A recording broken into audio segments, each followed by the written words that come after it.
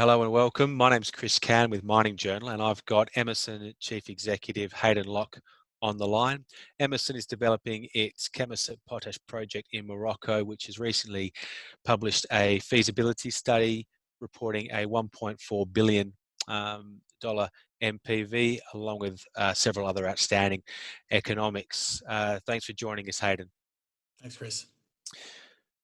I understand that Khemisset, the way it's been scoped and now the feasibility results are very much focused in building something that is more environmentally friendly, greener, more sustainable than most investors might traditionally expect from a mining development.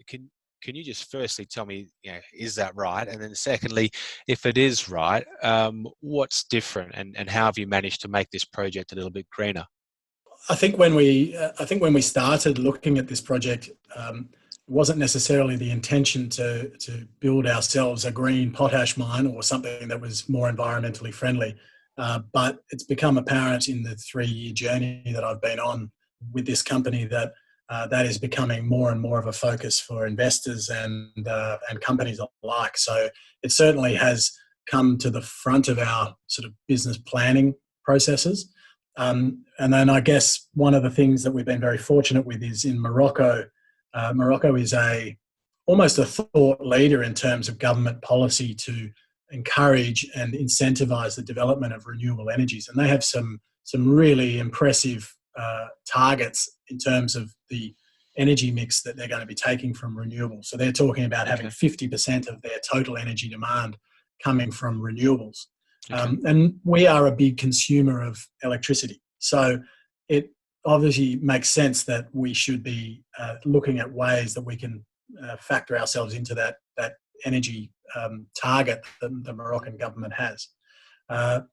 What we realised very quickly was there's a policy in place which allows renewable energy developers to come in and develop a renewable project, and they can be underpinned by a large-scale industrial project like us as their cornerstone, and you don't need to be right next door to the renewable project in order to take the electrons out of the network. That is a really progressive policy by the Moroccan government, and it's hugely beneficial for us because it means we're basically having a power purchase agreement with a renewable developer with a project in the far south of Morocco. They're feeding their electricity into the grid, and we're taking electrons from elsewhere out of the grid. But basically, we're supporting the Moroccan government targets of increasing that renewable energy mix on its network.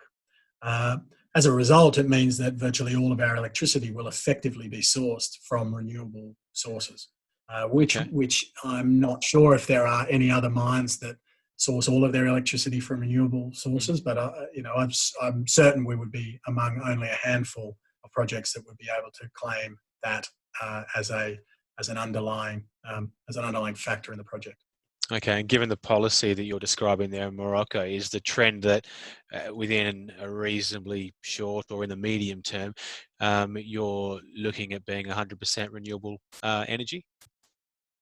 So we would be 100% renewable electricity from day one. We do have a gas portion, which we can't get away from. It's just far more efficient. But in terms of our overall carbon footprint, the gas is a relatively small portion of our overarching impact on the surrounding environment. So I don't think at this stage we can claim that we're going to be completely carbon neutral because there will always be some fossil fuels burnt there, but certainly moving to having a much lower carbon footprint than just about all of our peers. Okay, and how have investors responded to this? Is this something that you've actively marketed in the age of ESG investing, or has it just been part and parcel of developing a mine in 2020? We haven't talked about it at all. We mentioned it briefly. We put out an MOU, an announcement about an MOU that we had signed with a very large renewable energy developer called Voltalia. They're listed on the Euronext exchange. I think they're one of the biggest renewable energy developers in the world, and very much one of the biggest in Morocco.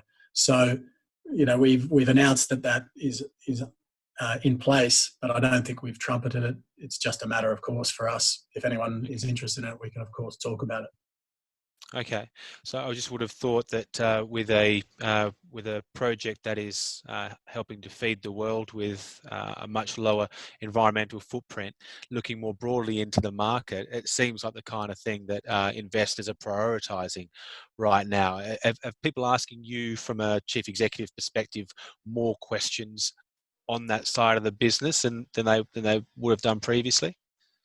I'm not sure that we're being asked, more detailed questions about that environmental and social aspects, but I think there is an expectation that you will cover it in the presentation as a matter of course. But I don't think we're being asked any more detailed questions.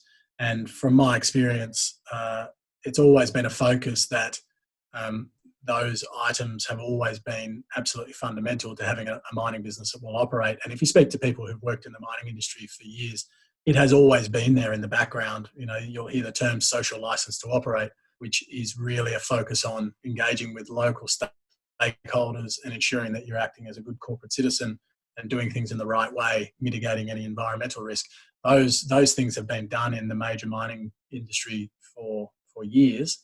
But I think it's now becoming a focal point that is being talked about a little bit more. Okay, and in the engagement process that you've had locally and at government level in terms of your priorities to be a sustainable miner, do you feel you're on the same page with your authorities there and communities there, or are they asking for things that are perhaps at this point unreasonable or that might raise costs? How would you describe that relationship and that process? I think it's quite the contrary. I think they really just want to see a mine built, and I think in a place like Morocco where there's a need for jobs, there is probably less of a focus than what you would find, say, in Australia or in the UK in terms of that environmental and social risk management. So what we're doing is being very well received, and we are looking to adhere to global best practice, which in many ways is more onerous and more rigorous than the local regulations require. And the feedback has been, that's fantastic from our perspective. Hayden Locke, thanks very much for your time.